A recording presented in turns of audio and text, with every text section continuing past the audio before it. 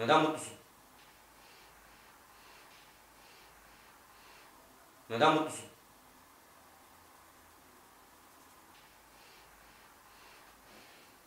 Neden mutlusun?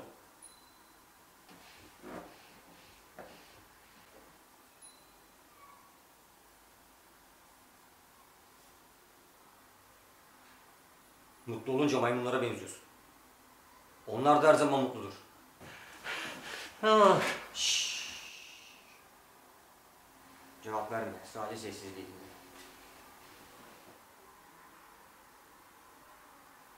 İnsanların hüzünlerini ve acılarını duyabiliyor musun?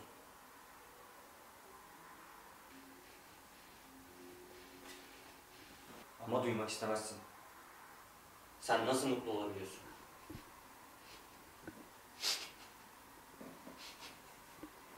Neden bu duygunun seviyesi bu kadar aşağılarda?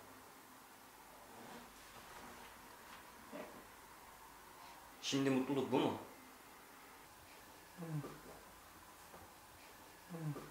Kendi gölgesinde yok olmaya mahkum, içi boş bir spermsin.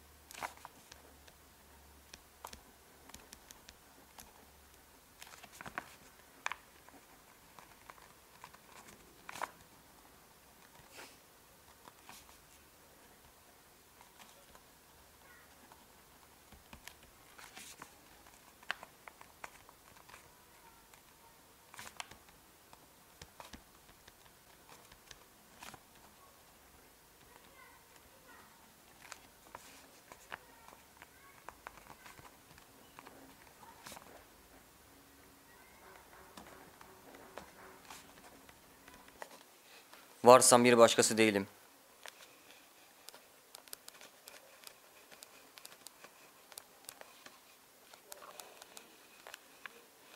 Kabul etmiyorum bu anlaşılmaz çoğunluğu.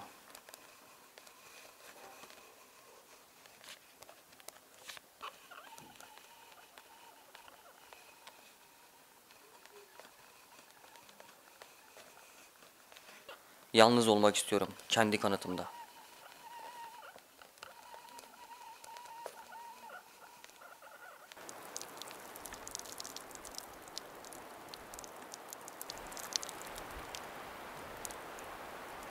Beni niye bıraktın?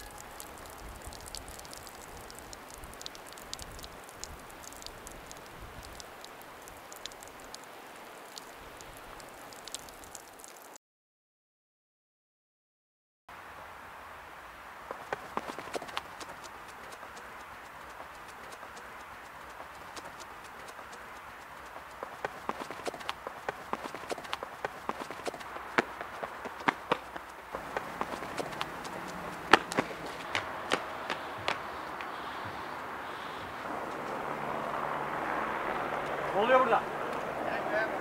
İşine git birader. İşin seninle değil. Git lan buradan. Alacağız aklın başından.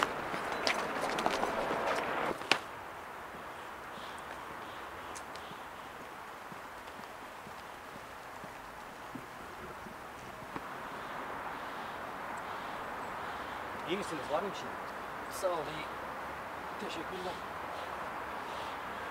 Ben onları zaten halledecek falan. Sağ ol. Efsun biz de onlar gelmeden gidelim. Tekrar kavga etmek istemiyorum.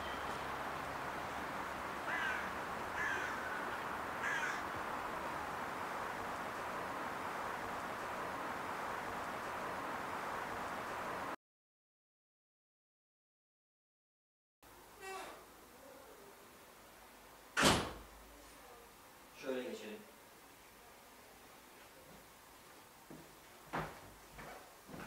Vay be, iyi oda yapmışsın. Burada da iyi trip olur ha. Vay be. Böyle oturabiliriz.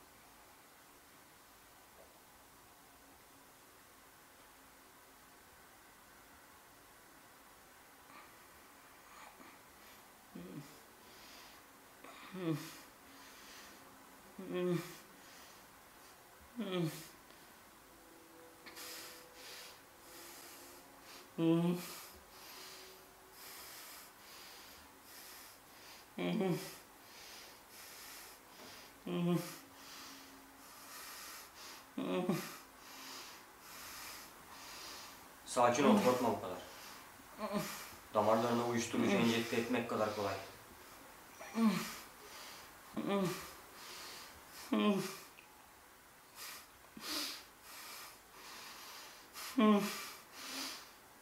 Gıt gıt gıdak bir tavuk misali.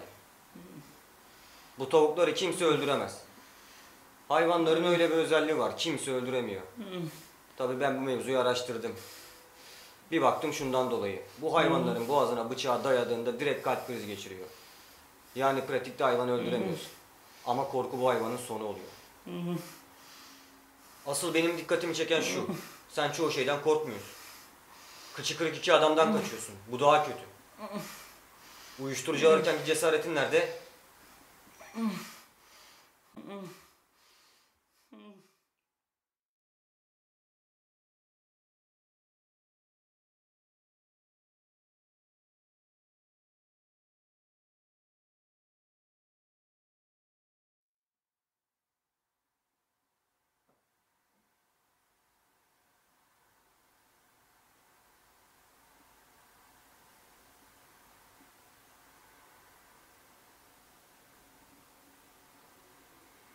Duydun mu?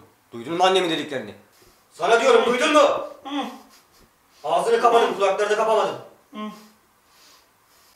Sen hiç öldün mü? Korkmadın uyuşturucuyu merak ederken. Bence ölümden de korkmamalısın aynı şekilde. Bu ızdırap sana iyi gelebilir.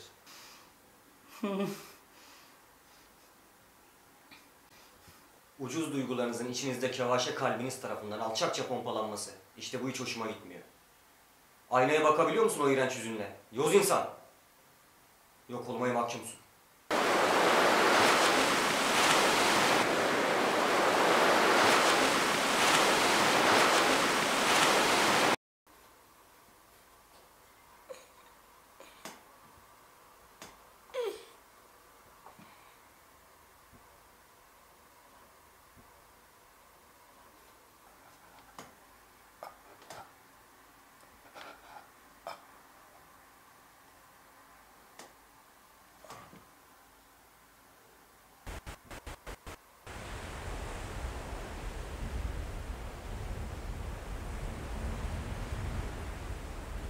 Bu akışkan dünyada çırpılan insanları teker teker omlete dönüştürüyor. Bir köpek balığı gibi. Kıyıcı bir depremden daha etkili olmalı.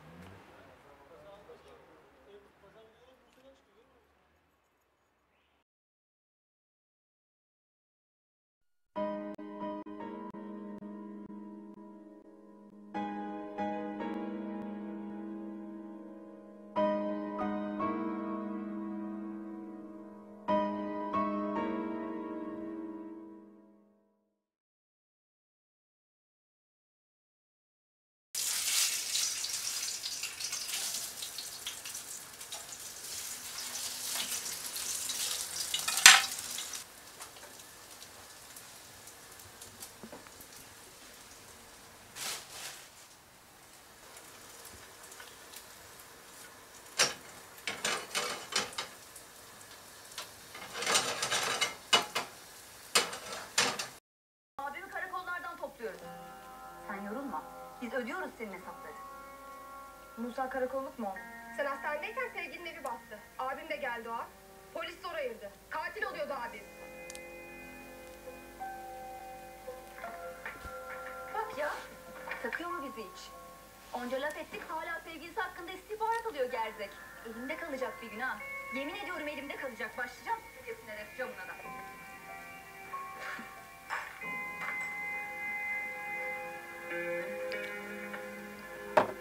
Sen hastanedeyken sevgilinin evi bastı. Abim de geldi o an. Polis zor ayırdı. Katil oluyordu abim.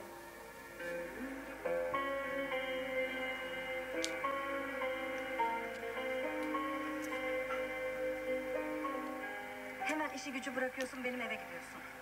Ne oldu Aslı Hanım? Benim evdeki bilgisayar...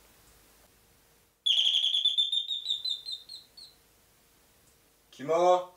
Sipariş vardı. Sipariş vermedim ki.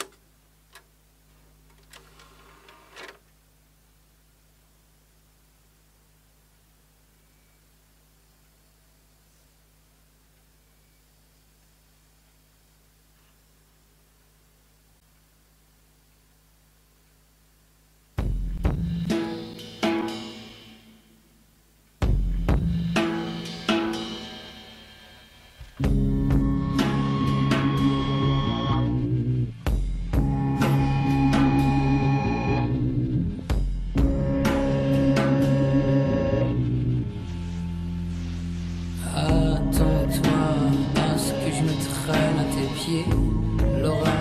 J'ai constaté que même un silence de toi pouvait pousser mon rire à mourir. Attends-moi, toi, tu es la reine des sommets.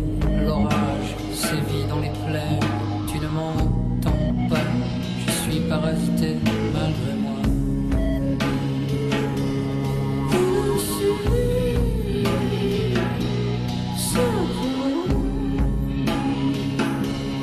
Enfermer mon cœur dans son appartement.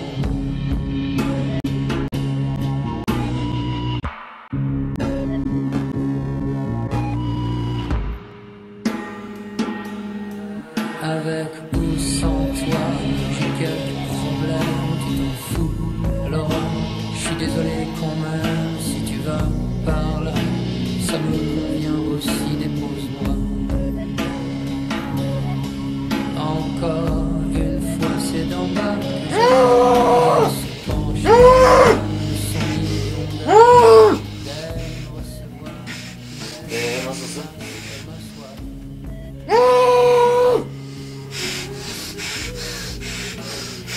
İyiyim ben de, sağ ol. Ben seni anlıyorum.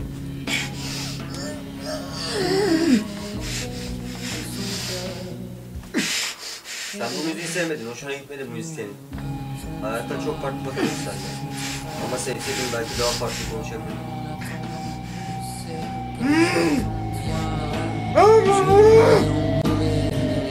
İğrendin değil mi bu müzikten?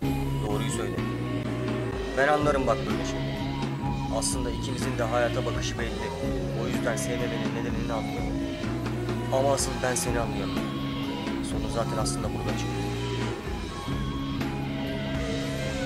Ucuz televizyon dizilerini izlemen, pırıltılı ucuz hayatlara özenmen, işte trajedi bu.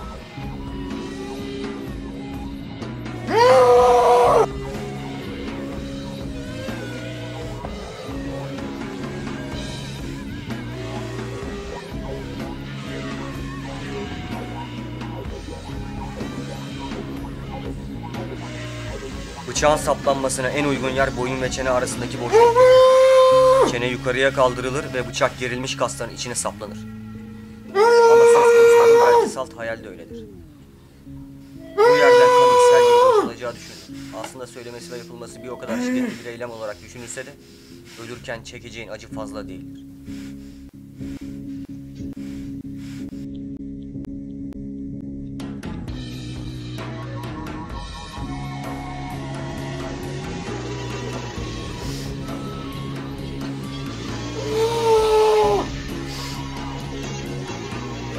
Niye bu kadar yozlaştın ki?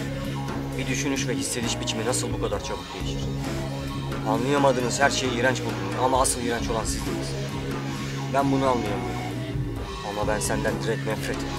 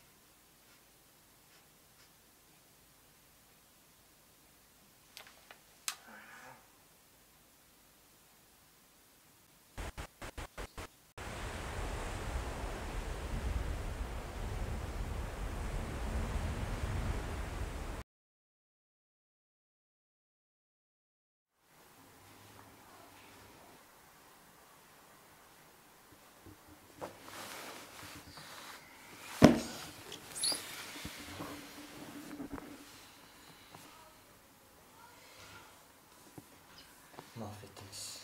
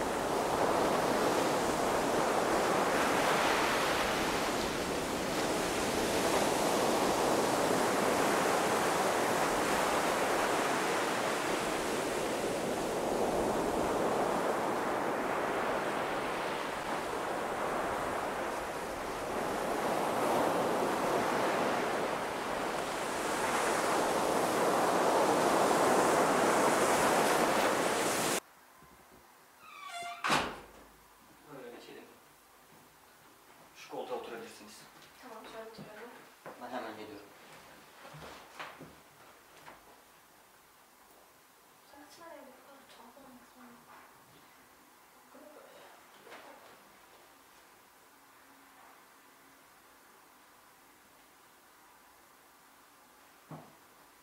Hani tuval? Tuval yok. Tıpkı senin araban gibi. Ne diyorsun sen ya? Boşuna uğraşma, kaçamazsın.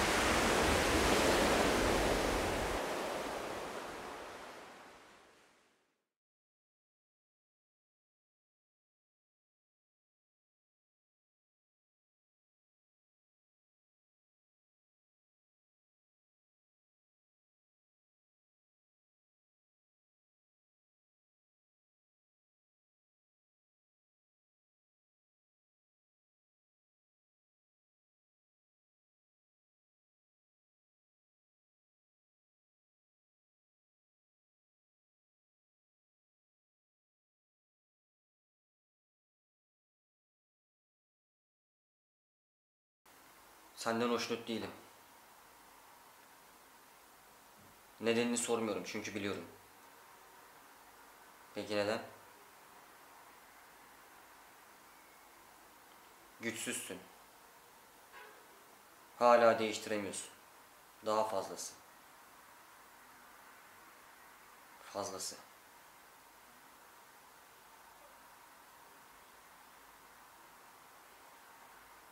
Hala üzgün müsün?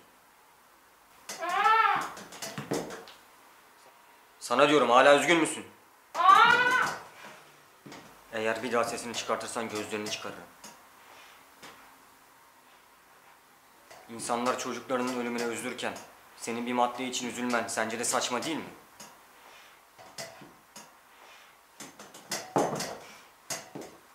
Bir maddeyi benleştirip arkasından bu kadar üzüntü kötü bir davranış. Sen maddeyi mi benleştiriyorsun yoksa maddenin getirdiklerini mi? Kendine değil maddenin sırtını dayaman ne kadar acizce. Konuşmaya değil yok olmaya değersin.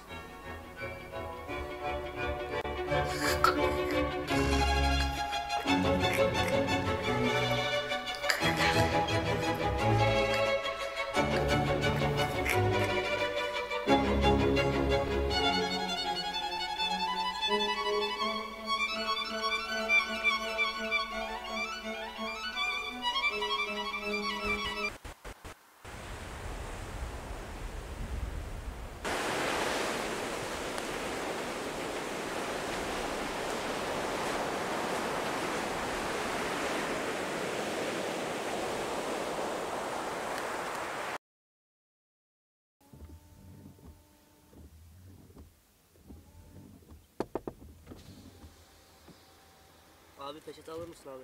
Ne peçetesi lan? Benim senden para almam lazım. Ne parası abi? Ne parası olacak? Biz seninle camımı kirlettin. Ne alakası var abi? Benim ellerim temiz. Kes lan. Bu ne lan? Yaptığınız işin dilencilikten bir farkı mı var? Çalışacaksanız adam gibi çalışın.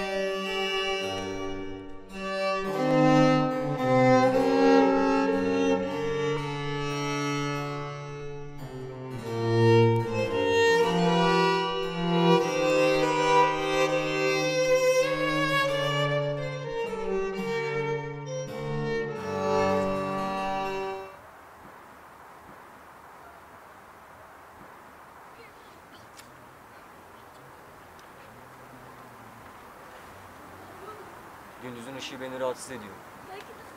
Pislikleri o kadar iyi aydınlatıyor ki. Ama ben bir kuşum.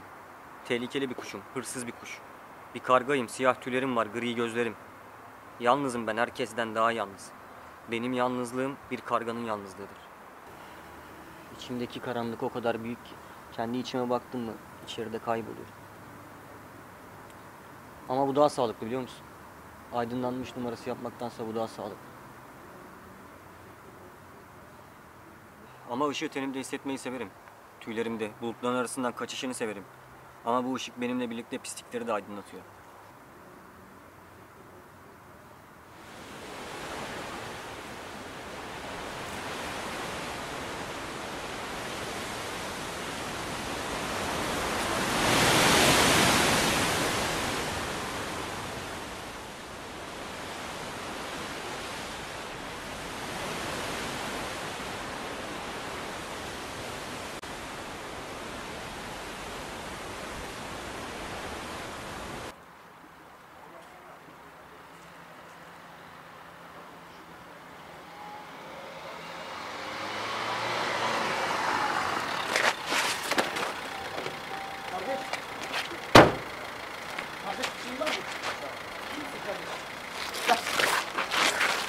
Yüreğin var mı?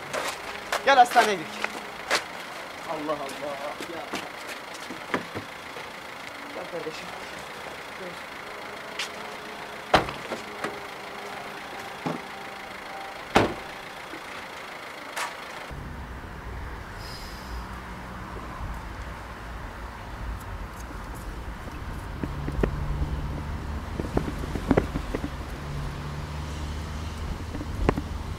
Sola dönelim. Kardeş ileride hastane. Dön lan, laf dinle. Kardeş ileride hastane. Şimdi herkes benim lafıma itaat edecek. Ne diyorsun lan sen şerefsiz? Öncelikle kötü sözler yok. Eğer ısrarcı olursan Bay Barut sinirleniyor. Ve kendi kendine patlıyor. Sen şimdi önüne bakıyorsun ve arabayı sürmeye devam ediyorsun. Sırt çıkartırsan ölürsün. Hayatım sakin. Ya sabır.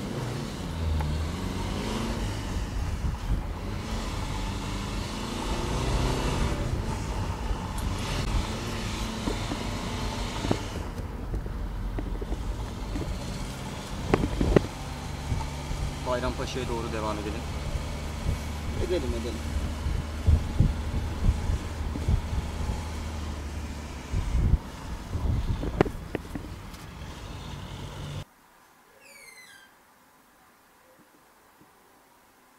İşte burası da benim de. Buyurun lütfen, şöyle anlatayım. Evet.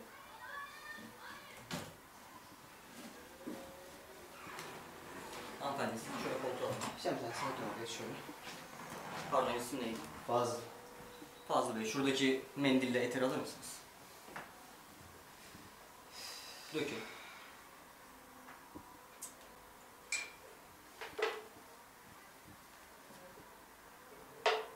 Şimdi hanımefendiyi bayıltın lütfen.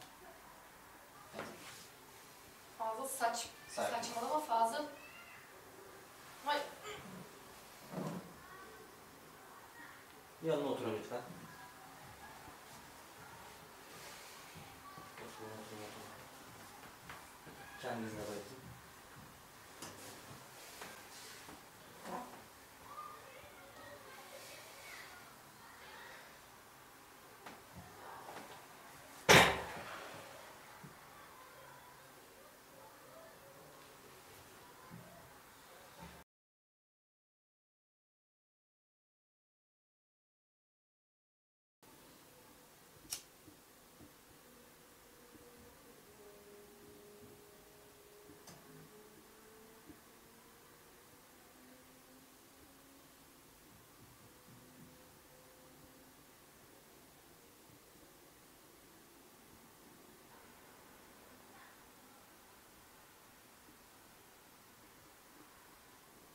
Benim kinimin kokusunu aldınız mı? Bizi bırak lütfen. En azından karımı bırak. Ne istersen, ne kadar istersen veririm. Lan gerzek. Durumun hala parayla bir alakası olmadığını anlayamayacak kadar zeka seviyen düşük mü? Benim takıldığım yer şurası. Kölesi olduğum para yüzünden başkalarına karşı küstahlaşman. Bu kabul edilemez. Sen o gün dilenci çocuğa yaptığın muameleyi söylüyorsun. Benim sadece o gün canım sıkkındı o kadar. Biz öyle insanlar değiliz kardeşim. O bir dilenci değil, selpak satıyordu. Tabii bir de camını kirletiyordu. Bugüne kadar senin nefesinin havayı kirletmesine nasıl tahammül edildi şaşıyorum. Ama daha fazla tahammül edilmeyecek. Madde bağımlıları. İlk seni mi öldüreyim, karını mı? Ne diyorsun şerefsiz? Bırak bizi! Bak hala bir yandan hakaret edip bir yandan yalvarıyorsun. Ne oldu? Böbürlendiğin göğsün indi mi? Şerefsiz, rahat bırak bizi, rahat! En azından karıma dokunma!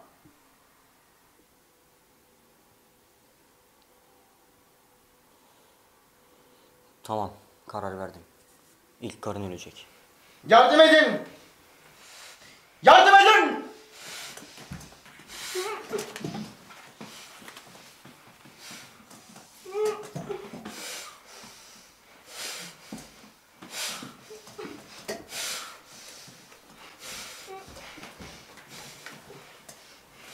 Daha fazla havayı kirletmenize izin veremem.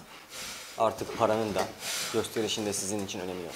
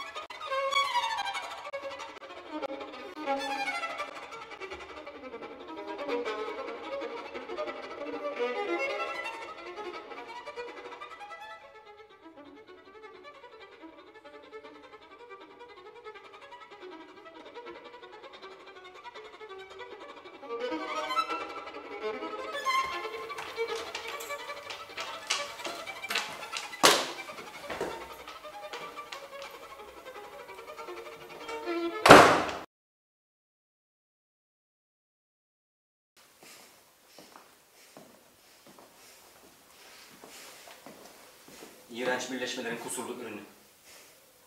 Annen ve baban çok nankördü, sense aç gözlüsün. Duydun mu beni? Merak etme, çok uzun sürmeyecek. Her zaman onların amaçları hedonizmi bu kadar arttırmak oldu. Sen bunun çok çirkin bir örneğisin. Anladın mı demek istediğimi? Zaten bir dilinin olması bile israf. İnsan kendi kardeşinden haz alır mı? Hangi kusurlu birleşmelerin daha kusurlu ürünüsün? Sen ise kendi kardeşinden zevk alarak bir ruhunun bile olmadığını bize kanıtlıyorsun. Peki o kız ne yapsın? Zevk almadığı iğrenç bir yaratığın eline düşmüş. Ruhu olmayan insanlar yaşamayı hak etmediği halde yaşarlar. Ama artık durum senin için öyle değil.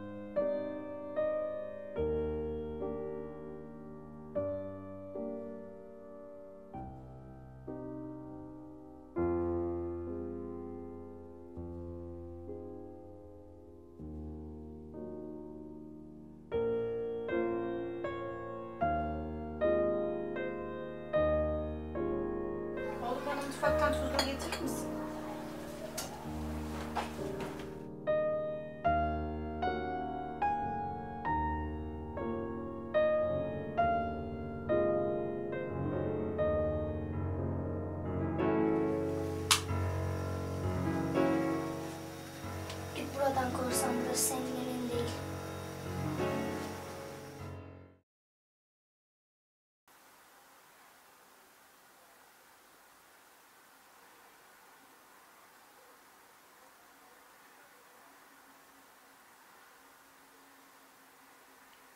Anne.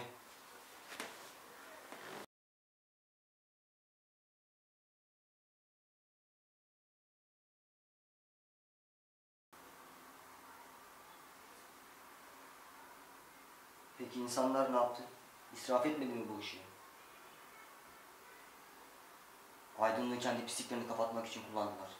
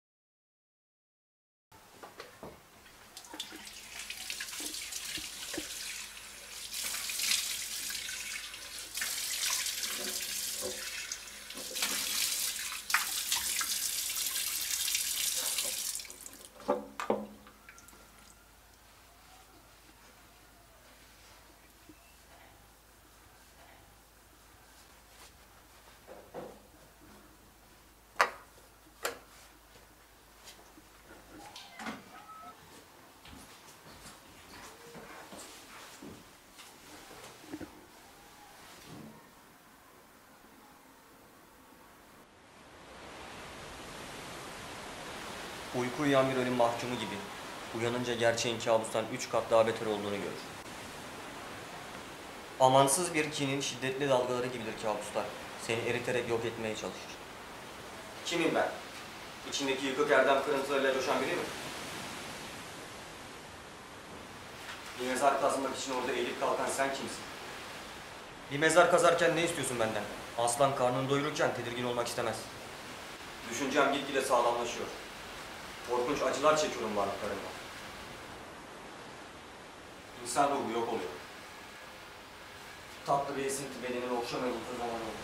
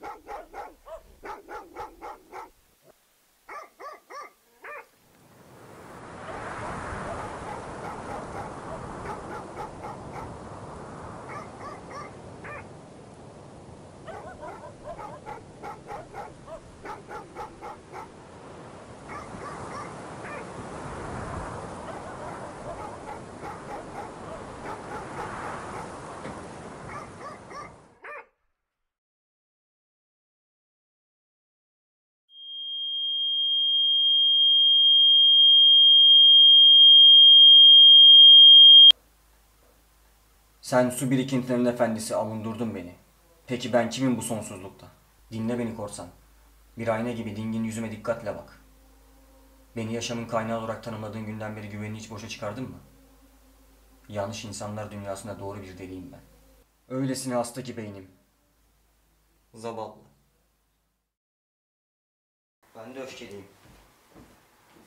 Ben de öfkeliyim. Ben de öfkeliyim ama insanlara... Beynime sıçrayan kan senin gözlerini sonsuza dek yumacak.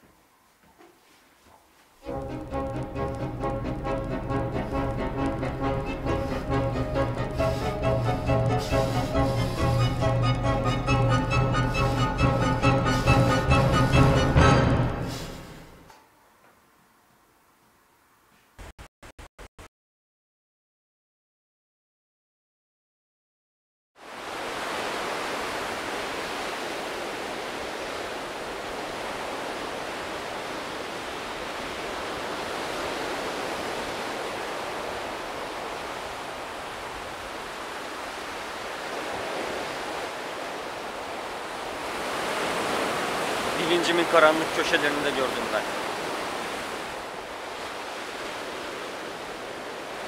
İnsan artık kurbağa suratlı, kendini tanımıyor. Nereye gittiğini bilmiyor.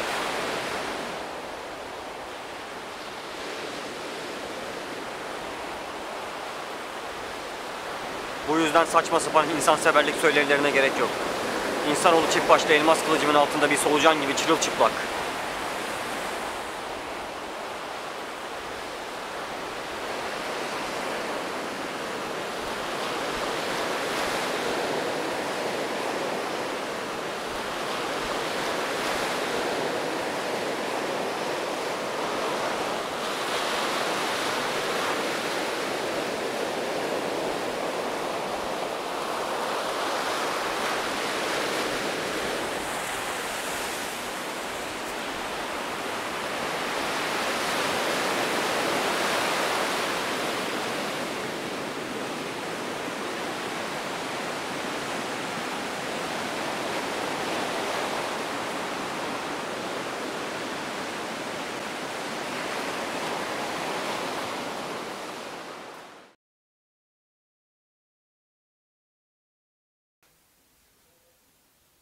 Kalk artık kalk. Kalk lan. O kadar da sert durmadın.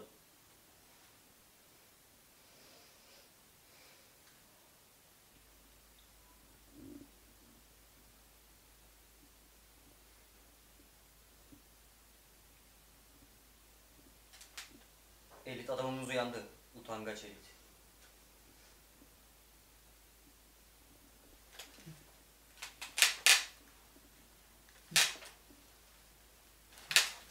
Gerçek kabustan daha beter. Kanın o kadar lanetli ki gerçeğin kabustan daha beter olduğunu kanıtlayan sizler olduğu sürece dünyada hala bir ruhun var olduğuna inanmak cidden zor.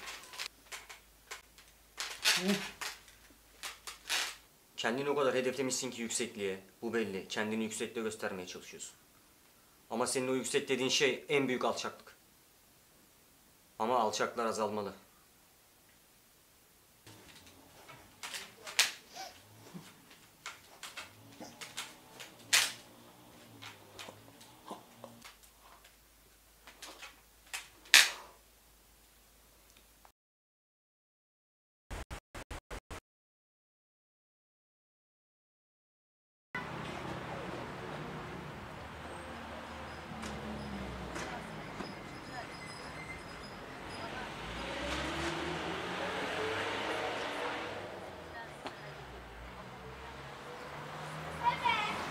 Ne düşünüyorsun çocuk?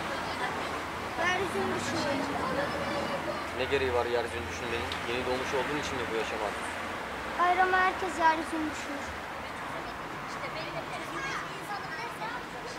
Herkes ama ben değil. Çünkü insanın olduğu yerde pislik var, kötülük var. Senin düşünmen gereken şey denizler. Yozlaşmış insanın inemeyeceği derinlikler. Başka her yer kötü ve sığ. Bu derinliklerde kendi adaletini sağlamalısın. Kendi öcünü almalısın. Ama öldürmek yasaklandı. Yasaklanmış değil, yalnızca yakalanmayacaksın. Yasakların getirdiği düzenin hiçbir değeri yok. Diyelim ki bir arkadaşından nefret ediyorsun. Durmadan önünde dolaşması, onu düşünmek seni rahatsız etmez miydi? Doğru. Al sana seni hayat boyu rahatsız edecek milyonlarca insan. Nefretinin şiddete başvurmadığını görerek seni önemsemeyecek. Sana kötülük yapmayı sürdürecek. Bu duruma son vermenin bir tek yolu var. Düşmanını yok etmek. İşte günümüz toplumunun neler üstünde durduğunu sana anlatabilmek için varmak istediğim gerçek.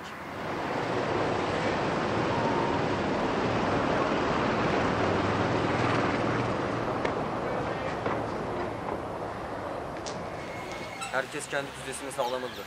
Yoksa bir budala, türdeşlerine karşı hukuk kazanmış kişi.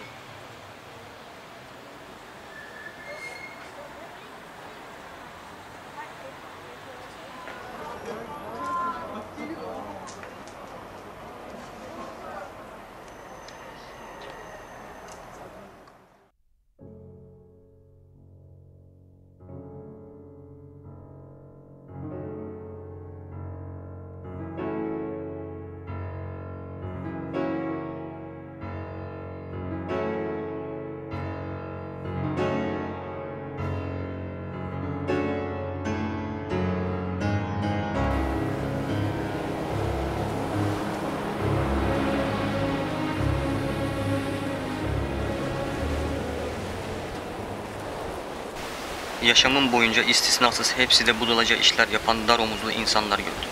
Ve çoğu türdeşlerini şaşkına çevirip ruhları türlü şekilde baştan çıkarırlardı.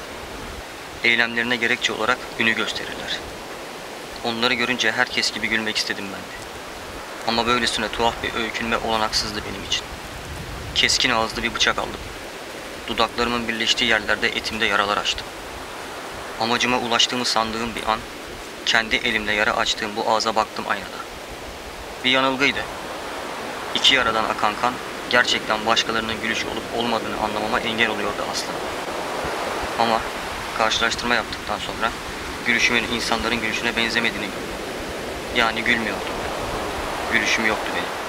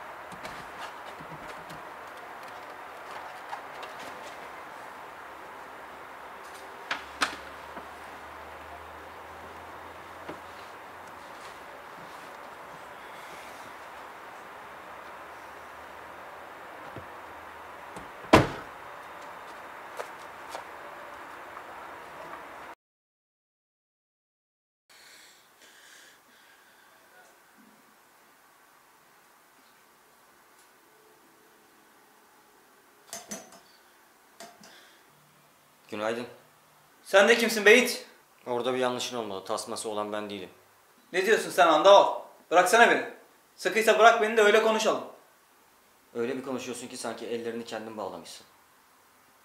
Ellerin çocukken de karşılaştık. Pek değişen bir şey olmadı. He? Zaten sizler hiçbir zaman anlayamazsınız. Tek bildiğiniz en zekinin siz olduğunuz. Bak şunu diyorum. Bir metayı o kadar çok seviyorsun ki herkesten o metaya aynı sevgiyi bekliyorsun. Ama olmuyor. Ve bir meta için insanları kırıyor, onun yüceliğini sağlamak için öldürüyorsun. Bu sevgi değil. Ne diyorsun lan? Düşünmeyen bir farenin insanların ayak parmaklarını kemirmesi hiç hoşuma gitmez. Kendisinin ne olduğu hakkında bir bilgisi olmayan, sadece ona söyleneni yapan, söylenen gibi düşünen bir fareye bir şeyler söylemek anlamsız. Ve bu farenin ölmesi lazım. Aptal aptal konuşma, bırak beni artık ya.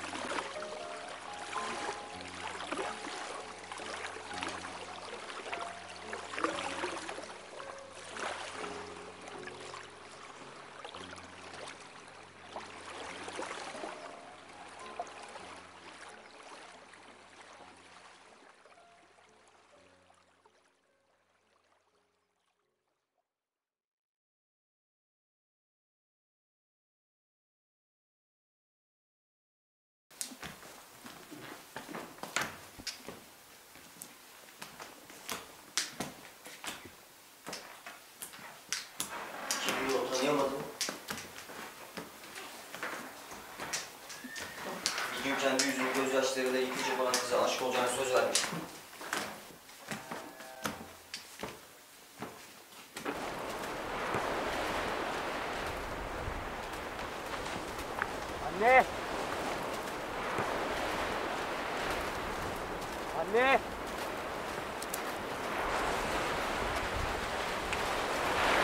Anne!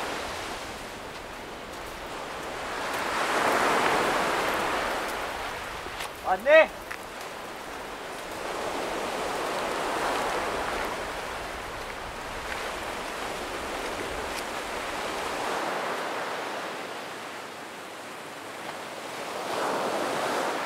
Anne!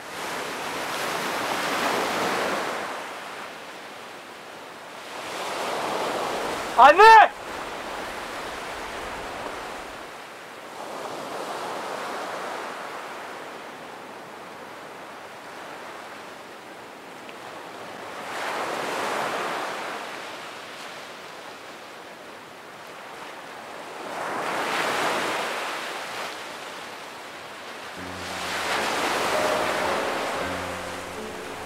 Sizden her zaman nefret ettim.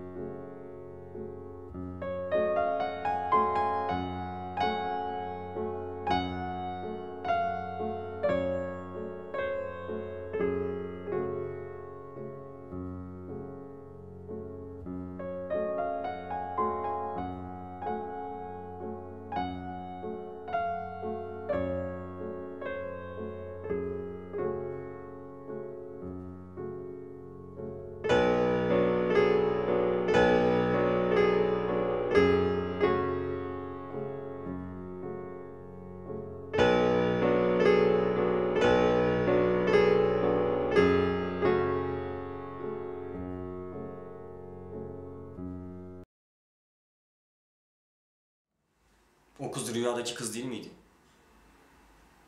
Aşık mı? Hayır, olamazsın. Evren kadar hüzünlü, intihar kadar güzel olsa da gözlerinde bir yılan olduğunu unutma. Ve zehri her zaman kanına karışabilir. Isırmasına bile gerek yok.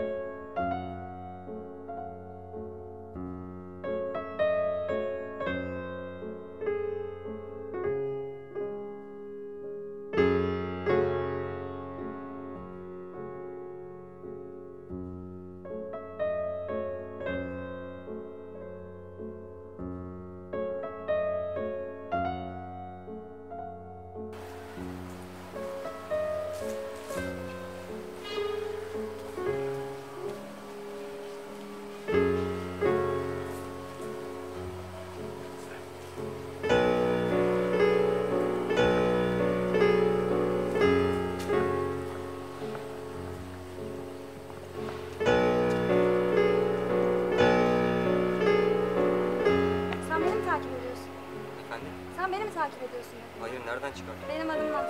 Ya senin? Benim Benim adım Hasan. Memnun oldum. Ne yapıyorsun burada? Dolaşıyorum.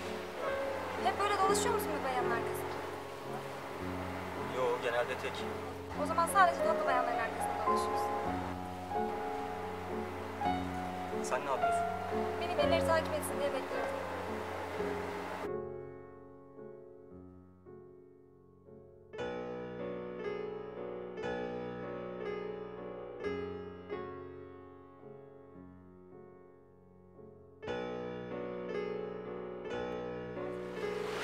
Ama bazıları senin için yaşasalar ölür bilirsin. Pek sevmiyorsun yani. Öyle böyle.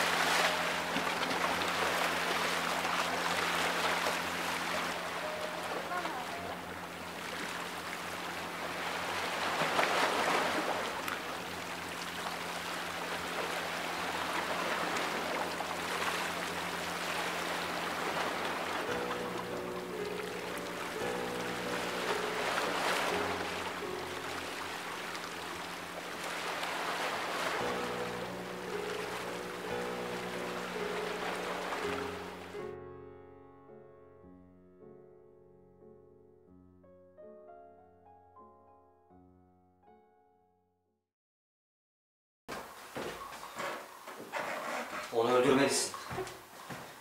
Onu öldürmelisin. Onu öldürmelisin.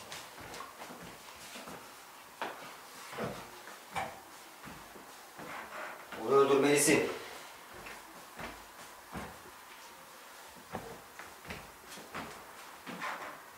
Onu öldürmelisin.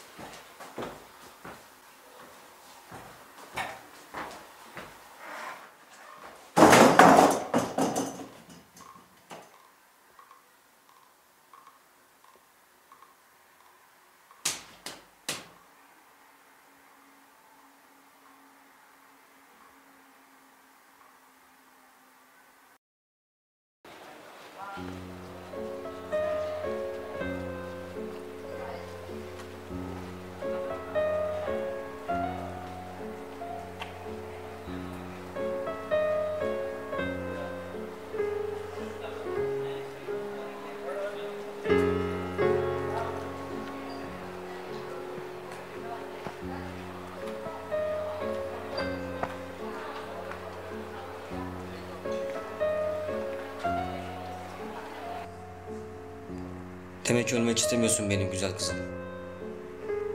Akbabaları kandırmayı nasıl becerdin? Hiç kuşkusuz gözlerinle.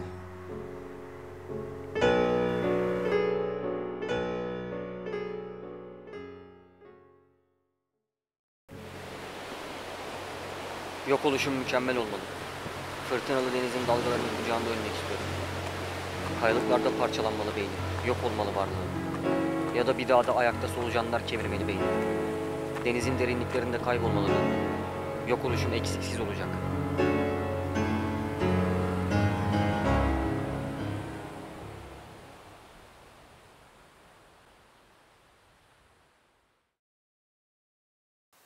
İnsana karşı yaptığım savaş bitmek üzere. Sadece bir tane kaldı. Ben tek başıma tüm insanlığa karşı. Ağaçtan ya da demirden yapılmış silahlar olmadan yendim onları. Kendi içliklerinde boğuldular. Harpın güçlü ve meleksi sesini tattılar parmaklarımın arasında. Göğüslerine sapladım elmas kılıcımı. Birisi kaldı.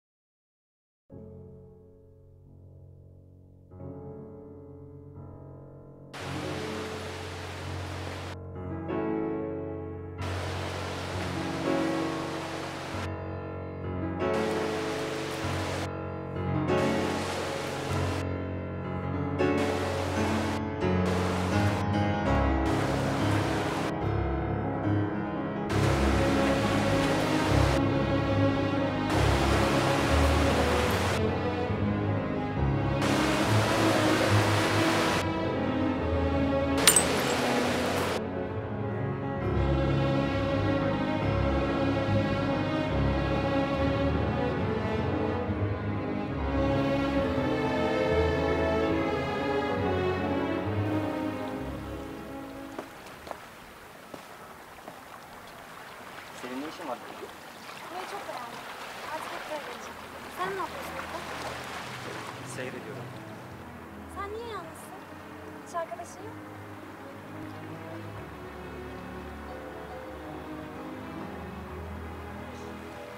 Anladım. Konuşmayı da seviyorsun galiba. Beni biliyorsun. Bu kadar tek cevap olma. Seni küstah kılıyor.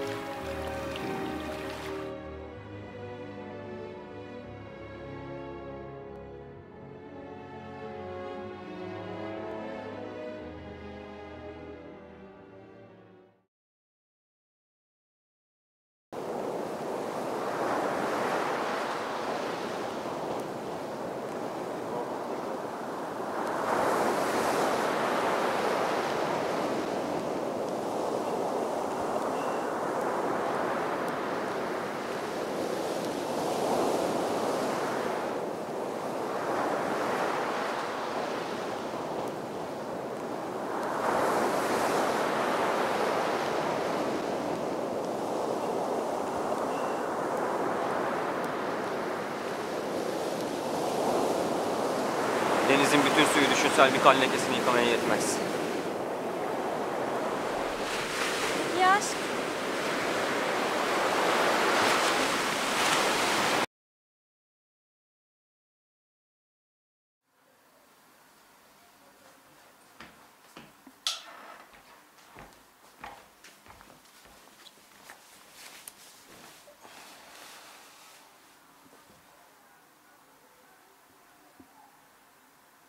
Anne.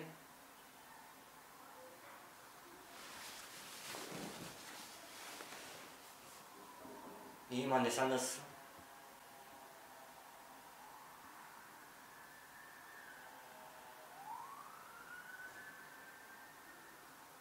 Hayır anne, unutmadım.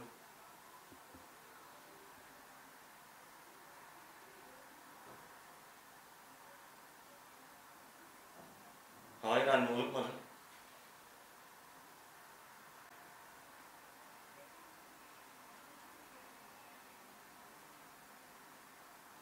Anne, unutmadım.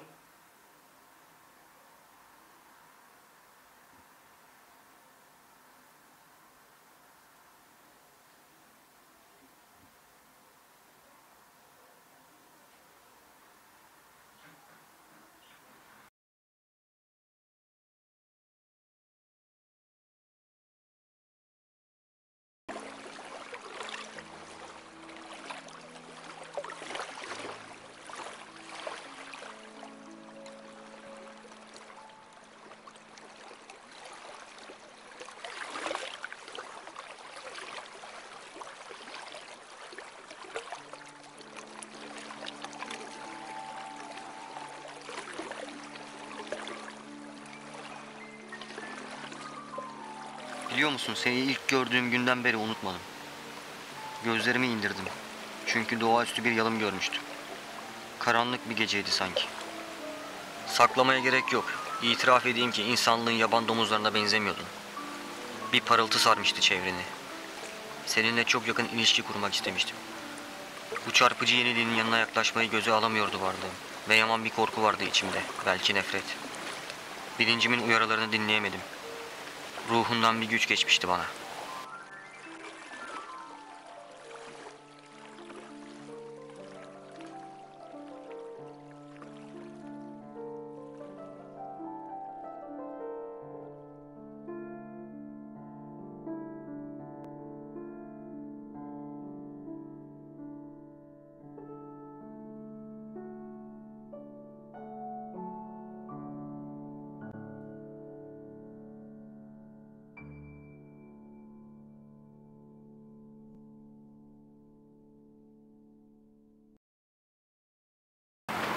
Bana kendine ilgili bir şey anlatsana.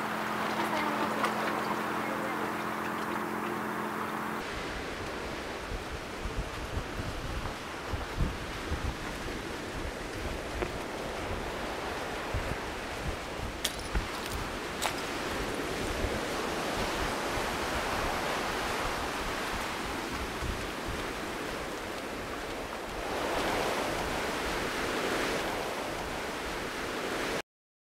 Neden?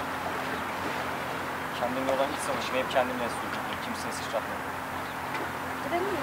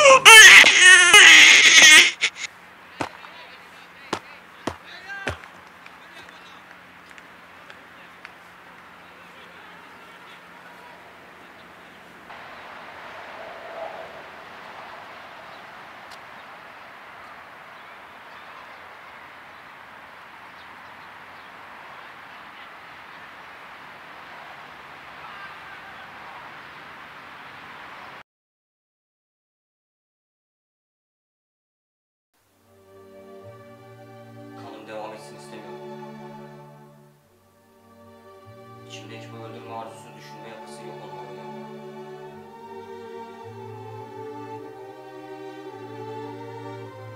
Hem sanat eserleri tek olmalı.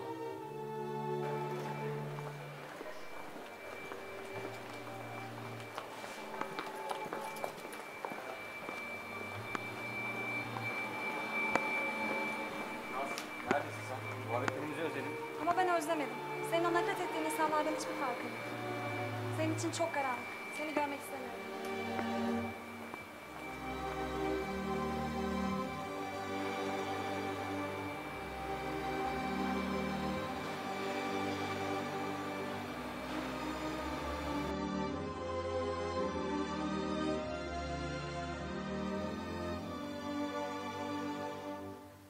Bir balığı sevmek gibi uzaktan, dokunmadan, suyun içinde kendi gözyaşlarıyla temizlenen bir balığı sevmek.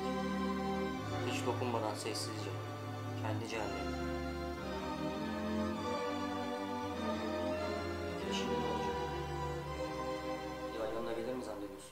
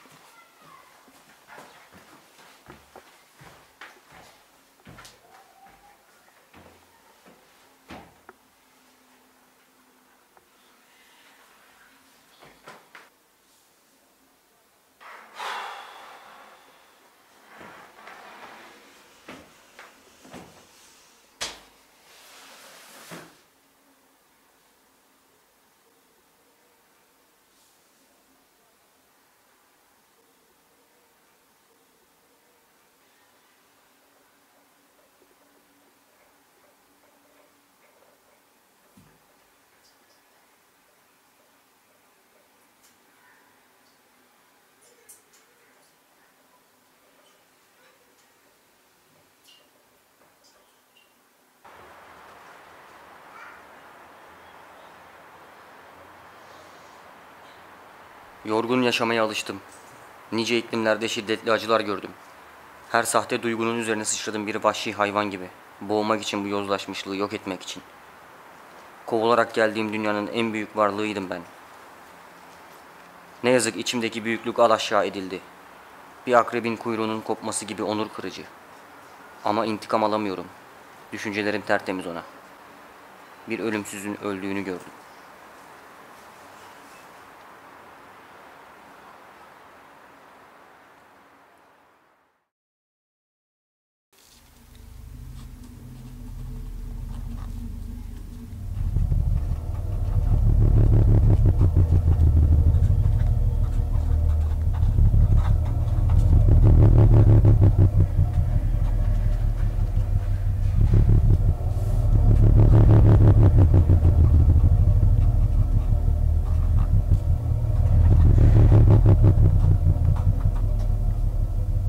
çamurla ve veba ile kemirilmiş, saçlarıma ve koltuklarıma karıncalar üşüşmüş ve boğazımda bir yılan ısırığı.